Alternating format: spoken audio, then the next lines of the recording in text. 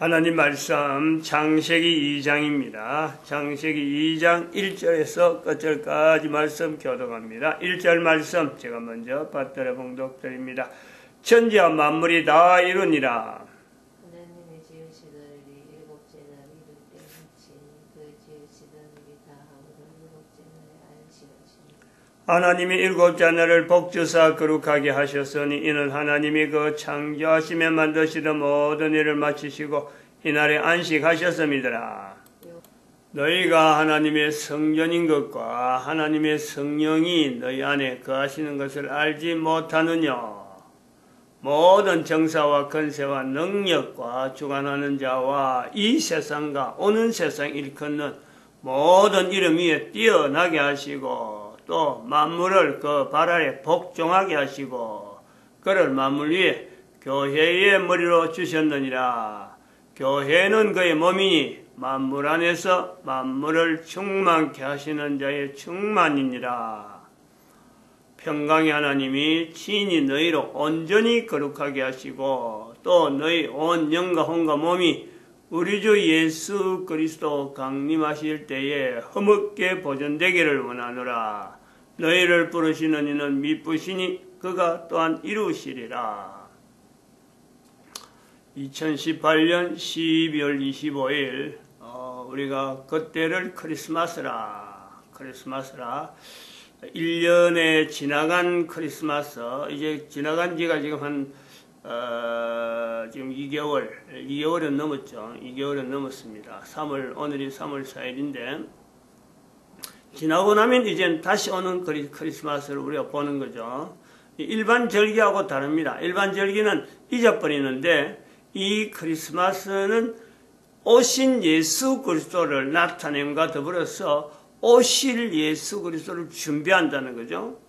그러므로 지나간다 이거 자체가 뭐 지나가는 게 아니고 항상 현재입니다. 항상 12월 25일은 그런 의미로 하나님께서 우리 모든 인류에게 예수님 오실 것에 대한 준비를 하기 위해서 우리에게 날짜를 주셨다. 오신 예수 그리스도, 오실 예수 그리스도, 준비하는 이 자리, 준비하는 자, 누군가가 사람이 나서야 되는데 어떤 자세냐? 촛불신앙입니다. 촛불신앙.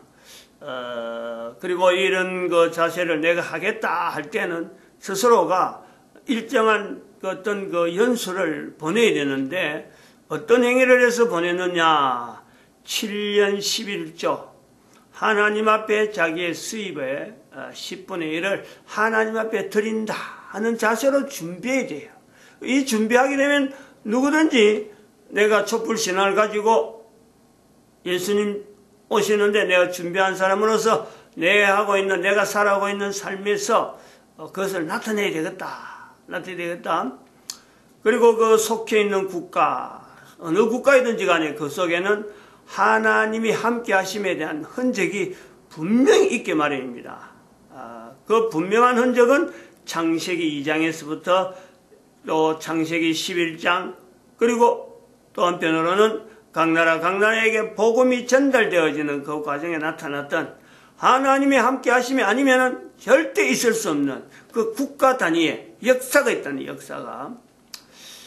이런 역사를 우리가 국가 역사의 정체성이다 하고 찾는데 바로 그것의 기준은 2500년간 이스라엘이 국가 없는 시대를 보낸 1945년까지 그 2500년을 우리가 보면서 각 나라 각 국가에도 있는데 이스라엘이라 하면은 뭐 당장 성경하고 연결되니까 아 이스라엘인가 하고 뭐 그래 치부해버리고 우리는 아니지 대한민국에 아니 전 세계에 이스라엘 같은 나라가 어디 있을까 해서 자기 나라를 제외하는데 그렇지 않게 모든 나라의 가능성이 있다.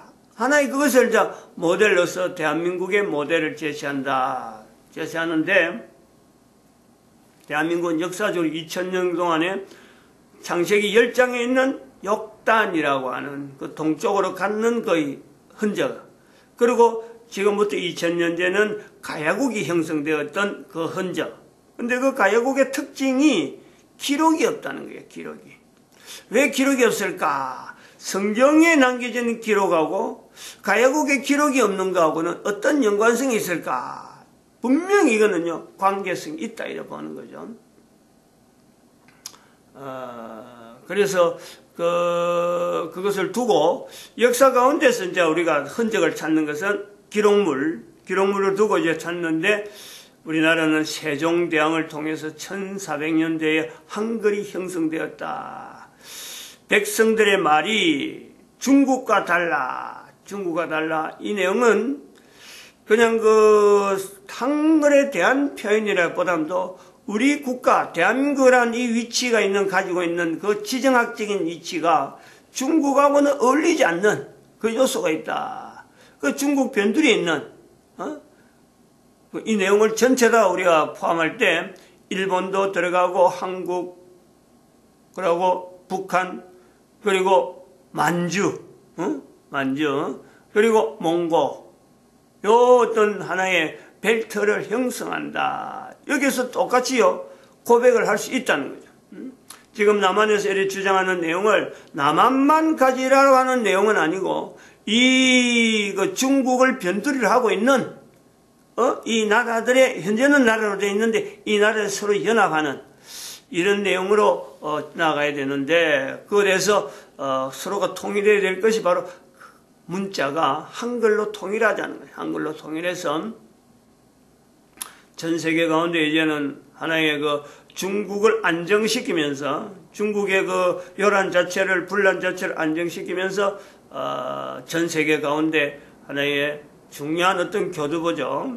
전 세계 동쪽도 동쪽 서쪽하고를 전체를 다 어울릴 수 있는 이 벨트를 구성하자. 그래서 한다는 게 뭐냐? 예수님 오시는 것에 의해서 마지막 때에 하나님 앞에 쓰임받는 또 다른 이스라엘이죠. 이스라엘. 성경의 기록에서는 없지만은 이스라엘이라 하는 위치를 봅니다. 그래서 이 내용을 우리나라 역사의 정체성에 대한 이 흐름을 정치적인 상황에서 우리가 살펴볼 때 6.25 사변이라고 하는 이 6.25 사변, 물론 3.1절이 있죠. 3.1절이 반응하고 그 다음에 6.25 사변, 이 내용을 같이 연결해야 되는 거고, 6.25 사변은 3.1절하고 연결은 하나의 저항이잖아요. 저항. 백성들의 저항을 봐야 됩니다. 같이 봐야 되는 거죠. 제국주의라고 하는 그 큰 흐름에서 대한민국이 일제 탄압이 있는 거예요. 일제 강점기가 있는 거예요. 그런데 6.25는 이 전 세계 가운데 흘러오는 이 공산주의, 제국주의에서 국민들이 반항했던 그 내용을, 국민들이 몸으로 직접 반항했던 그 내용을 공산주의라는 무기를 가지고 어마어마한 무장된 세력을 가지고 전 세계를 지금 통치하겠다는 그 어떤 정치 세력으로 형태를 가지고 나올 때 전 세계 인류를 대표해서 우리가 맞서 싸우면, 맞서 싸운 거예요. 우리는 그것을, 그때 6.25 때 죽은 그 선열들의 그 모습이 전 세계 인류들이 기억할 수 있는 그 위치를 만들어야 돼요.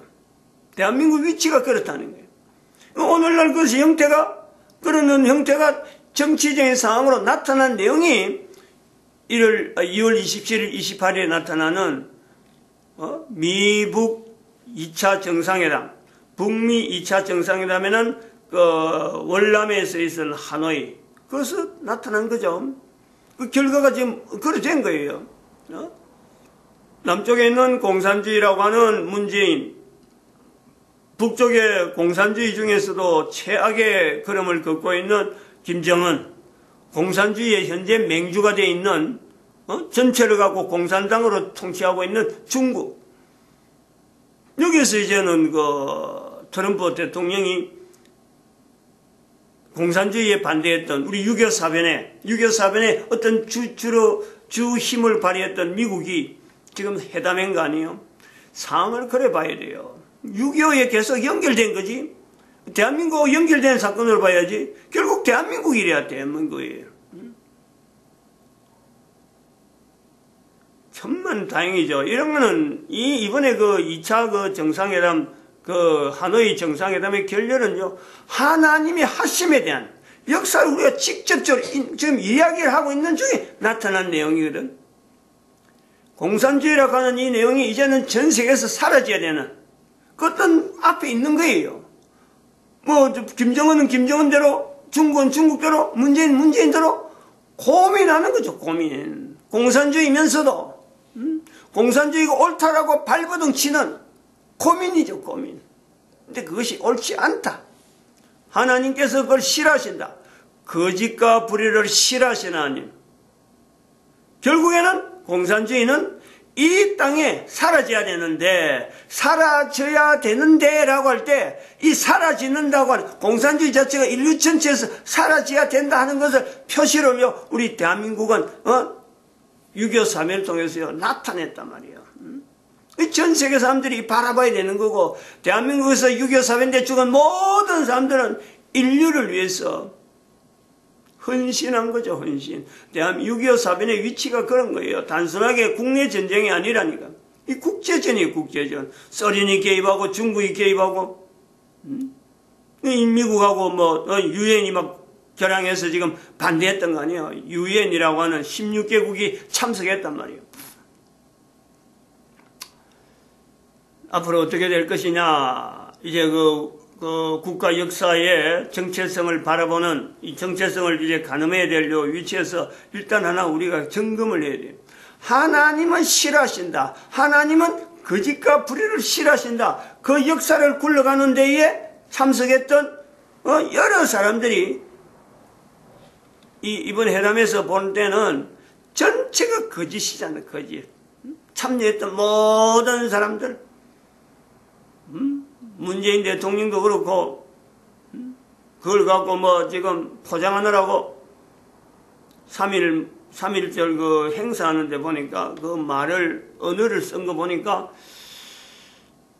문재인 대통령이 지금 현재 대통령이면서 이번에 북미 미북 정상회담 결렬을 통해서 아마 정신분열 현상을 일으키지 않느냐 이런 그 반응을 봅니다. 저는 그래 봐요.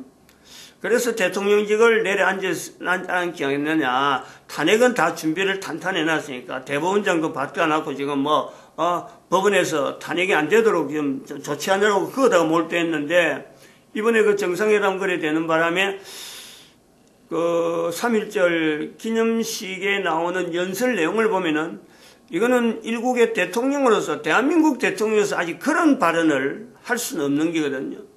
지난번에 5.18 문제 때문에 국무회의에서 뭐 언급을 하고, 그리고 또 5.18 그 참석자들, 유공자들 불러서 청와대 잔치를 하고, 대통령으로서 할 수 없는 일인데. 이번에 3.1절에도 완전히 정신 나간 사람들처럼 빨갱이를 일제에 들어가니, 하는 사람을 빨갱이라고 하고, 친일주의를 빨갱이라고 부르고, 완전히 참 대통령으로서는 그 빨갱이라는 말을 쓸 수는 없는 게거든. 북한에 와서 빨갱이라는 말을 쓰는데 친일파를 빨갱이라고 하고 그 다음에 평화를 수십 번 외쳤다는 거 아니에요. 정신분열 증상을 나타내는 징조다. 저는 그래 보고 있습니다. 그래 보려는 거죠. 이제 이럴 때 우리가 그 국가 정체성에 대해서 바라보는 사람들의 어떤 그 벽을 봐야 되네. 벽을. 민주화라는 이름을 가지고 있었던 그 벽을 이제는 깨치고, 그 민주화라고 하는 말 자체가 얼마나 잘못된 말이고, 대한민국이 쓰는 것도 아니고 전 세계 쓰고 있지만은 모든 사람이 민주하고 있지만 이 민주라는 말을 잘못 알고 쓰는 거고, 국가 역사의 정체성을 바로 아는 사람들이 써야 되는 민주는 개인이 하나님의 그 어떤 정체성, 하나님이 인도하신다고 하는 그 말은 표현하지 못한다 하더라도 적어도 자기 한 사람을 통해서 그 나라가 가지고 있는 국가 역사 정체성에 내가 어떻게 참여할 거냐. 그 국가 역사 정체성도 붙잡지 않으면서 민주란 말을 쓰면 안 되는 거죠. 근데 그 나라 국가 역사의 정체성에 하나님이 함께 하심에 대한 내용을 연결할 때는 그런 사람들은 우리는 촛불신앙이다라고 부를 수 있고 7년 11조라고 하는 이 분명한 과정을 개인이 하나님의 펴드리는 훈련을 부지런히 하면서 도대체 11조는 뭐 하는 거고 나는 도대체 왜 살며 내 삶의 형태는 어떻게 해야 되느냐 하는 이런 어떤 정의를요 나름대로 그 삶의 방향을 정하는 거란 말이에요. 여기서 오늘 하나 더 우리가 이야기해야 될 게 하나 있어서 그래요. 왜 이 부분을 자꾸 연결하냐면은 정치적인 상황은 이젠 대한민국에서 모델로 끝납니다. 정치적인 상황에서 각 나라가 바라봐야 될 국가 역사의 정체성이라고 할 때 지금 여기 말하는 건요. 정치적인 상황이죠. 정치적인 상황. 왕이 이야기했고 백성들이 반응하고 그리고 백성들이 또 여기에서 국가의 어떤 위치에 저항했던 6.25 사변을 통해서 새로운 어떤 전 세계 사람들에게 대한민국이 나타난 내용을 나타냈다. 그로 인해서 우리는요. 지금 현재 6.25 보내고 난 지 지금 현재 우리나라가 50년, 60년밖에 안 되는데 OECD 국가 중에서 전 세계 중에서 10위권에 왔다 갔다 하네. 10위, 11위. 이 위치를 가진 경제 대국이잖아요. 경제 대국. 이걸 우리가 고려하는 거죠. 연결되어진 이 구제를 봐요. 정치적인 상은 민주화라는 내용이 어떤 그 단어가 민주주의, 민주화, 공산주의 하는 이런 주의라는 내용에서 정치적인 상이요. 하나의 어쩌면 막이라고 한다면은 국가 역사 정체성을 바라보는데 그게 흐리게 만드는 안개와 같다라고 했으면은 지금은 미세먼지잖아요. 미세먼지. 안개로서 나타낼 수 있는 상황은 어쩌면 자연적인 내용이 나타나는데 이제 미세먼지라는 거죠. 지금 상황은 미세먼지라는 위치를 우리가 살펴보면서 도대체 이건 뭐냐. 국가 역사 정체성을 흐리게 만드는 것은 정치적으로는 바로 된 것 같은데 또 다른 요소의 경제 부분에서 흐리게 하는 이제 요소가 나타난다. 지금은 뭐 아무도 이 내용을 말할 수 없는 거예요. 민주화라는 것에서 정치적인 부분 가지고 뭐 각 나라마다 정치적인 부분 가지고 지금 이야기를 하고 있는데 교황제도가 사라지는 것과 마찬가지로 사라져야 되는 것과 마찬가지로 민주화라고 하는 이 정치적인 요소의 그 벽이 서무라져야 되는 그 내용에 버금가는 또 다른 국가 역사 정체성을 흐리게 만드는 요소가 있을 것인데 그것이 바로 경제적인 부분에 온다는 경제적인 부분에. 요걸 우리가 미리 대비를 해야 돼요. 국가의 정치만 갖고 계속 우리가 관여할 것이 아니라 지금 시대는 경제로 해서 넘어가는 시대에서 경제로 해서 이슈가 되어지는 여러 가지 요소가 막 지금 잔뜩 있는 거예요. 그러면은 하나님이 하심이다 하는 그 내용에서 하나님의 하심을 바라보지 못하도록 만드는 경제적인 요소로 나타나는 징후가 어떤 것이 있느냐. 인간 권리, 인권이라고 하는 이 내용이 지금은 인권이 최고의 어떤 위치가 있잖아요. 모든 일을 하는데 가장 민주로 한다든지 국가 정치를 한다든지 여기에 인권이 가장 우선시되는 지금 현재 시대예요. 미국이라는 나라도 이 인권 때문에 다른 게 전체가 하나의 참 일위를 할 수 있는 그런 어떤 시대가 되어지는데 근데 경제가 되면은 정치에서는 인권이 되어지는데 경제로 들어가면요 바로 이 인권이 무너지는 시대가 온다. 어디에서 이 인권이 무너지는 시대가 오느냐? 인간의 능력 자체, 사람의 능력이 기계와 더불어서 비교가 되어지는 지금은 모든 일의 중심이요 인권에서 나타나는 거예요. 인권이 기준돼서 일을 하고 정치하고 경제하고 모든 것에서 사람이 먹고 사는 문제를 가장 우선적으로 그걸 기본적으로 해서 국가 정치가 형성되어지는데 경제 부분이 나타나면은 경제 부분이 대두가 되어져서 이것이 이슈가 되어서 국가 형태가 막 유지되어 가는데 갈 때는 각 나라마다 인권에 대한 이 부분이요 어마어마하게 무너지고 지금의 개념하고는 전혀 다른 요소로서 사람의 가치, 사람의 위치를 기계와 비교하는 시대가 분명히 온다. 이 부분을 봐야 돼요. 기계 인간. 현재 우리가 되어 있는 상태가 기계 인간이 되어 있는 거고 앞으로 기계라고 하는 이 내용이 기계라고 하는 이 위치가 인간이 하고 있는데 들어오면서 인간이라고 하는 이 내용이 결국에는 기계가 하는 것과 그 효율 기계의 효율과 인간의 능력 자체에 대한 효율성을 비교해 가지고 인간이 기계에 밀리는 그런 때가 온다. 우리가 쉽게 예를 들면 알파고란 말이 나오잖아요. 알파고. 바둑 두는데 알파고가 있었단 말이죠. 이제 이런 내용이 전 세계적으로 흩어져서 전체 퍼져서 나름대로 눈에 보이고 뭐 내가 주장하고 하던 그 정치적인 내용은 이제는 뒷전으로 앉히고 자기도 모르는 거예요. 어느 날 아기를 안 낳게 되고 어느 날 아기를 출산해갖고도 이 아기를 출산한 데서 몸을 바치던 그 엄마의 자리가 어느 날 사라져요. 그 가치를 따지는 거예요. 이 애 하나를 키우는데 내가 얼마나 돈이 들끼고 얼마나 내가 애를 쓰는데 나중에 내가 일을 못하게 될 때 과연 이 아이로부터 내가 그만한 보상을 받을 수 있는가? 이 계산부터 시작해서 지금도 그런 계산을 하고 있거든.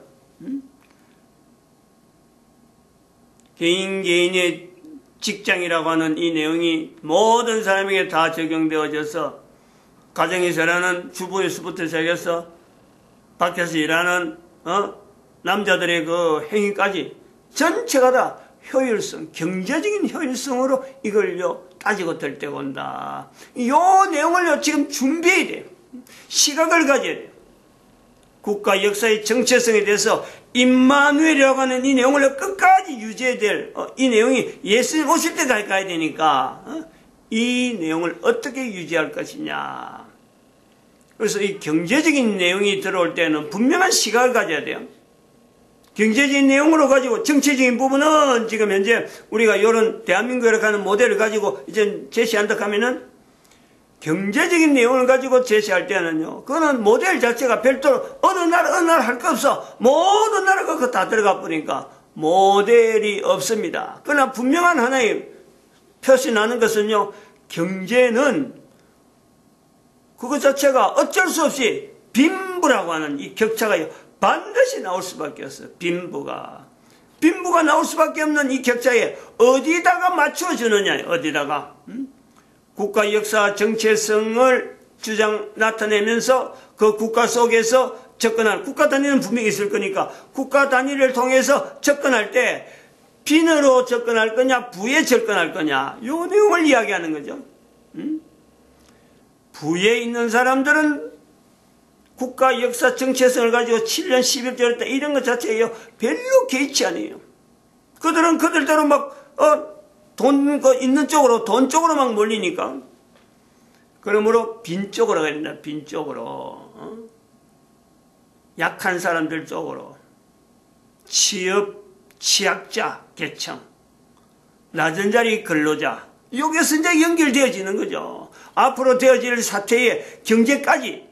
정치, 경제, 이 모든 것을 어울려서 7년 11개월 통해서 예수님 오시는데 촛불 신앙을 가지고 전 세계 인류 가운데 예수님 오실 때에 준비되어지는 인간이에요. 휴맨. 그 인간으로서 어떻게 이 유지되어질 것인가 라고 할 때 앞선 시각을 바라면 준비하는 그 자리는 바로 낮은 자리. 국가 역사 정체성을 두고 국가 자체에 있어서 하나님이 하신 것이다 하는 것을 흔적을 두고 있는 그 국가에 우리가 접근하는 그 개념, 그리고 같이 통합, 전 인류로 하여금 통합시켜야 되는 그 단위는 경제 단위로 들어가서는 빈 쪽에서 나타나는 그 사람들. 그게 부 있는 사람들은 그 돈을 바라보고 사람들은요, 돈을 바라보면서 그 나가는 사람은 사람 수는 자꾸 작아질 수밖에 없어요. 왜냐하면 돈은 계속해서 모이는 사람한테 돈이 가도록 되어 있으니까. 그러면서 빈 쪽에 있는 사람들은 계속해서 못 사는 사람들 속으로 낙후될 수밖에 없어요.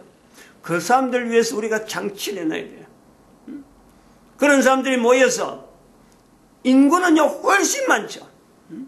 중국 인구보다 더 많을 거고 전 세계 70억이라 그러면은 3분의 1, 5분의 1을 부쪽으로 주면은 나머지 5분의 4, 80% 정도를요, 인구 전체가 살아갈 수 있는 그 방편, 80% 인류를 살아갈 수 있는 그 구조를요, 적어도 계산을 해야 되고 겨냥을 해야 돼요. 국가 역사 정체성에 대한민국의 어떤 모델되는 정치적인 부분, 그리고 앞으로 전 세계 인류 가운데 나타날 경제적인 요소에서 촛불신앙을 가진 자들이 준비해야 될 내용이에요. 왜 준비해야 되느냐? 예수님이 오신다 하는 그 분명한 어떤 위치가 있으니까 모든 사람들이 예수님 앞에 무릎 꿇는다 라고 할 때 적어도 우리는 5분의 1이라고 하는 전 세계 인류의 5분의 1, 20%는 또 나름대로 어떤 또 전략이 있어야 되겠지만 어쨌든 지금은 우리가 볼 수 있는 것은 적어도 하나님 앞에 80% 인구를 전체 인구로 해서 모든 사람이 예수님 앞에 무릎 꿇는 적어도 그 목표 설정은요 해놔야 된다 얘기죠. 그것이 바로 낮은 자리 근로자 공동체, 70인 전도대 운동, 취약계층, 취약취업자, 취약자 어떤 그 지원 사업들 이런 내용으로 나타나야 되지 않겠느냐 이렇게 보고 있습니다. 마칩니다. 기도드립니다. 할렐루야 함께 하시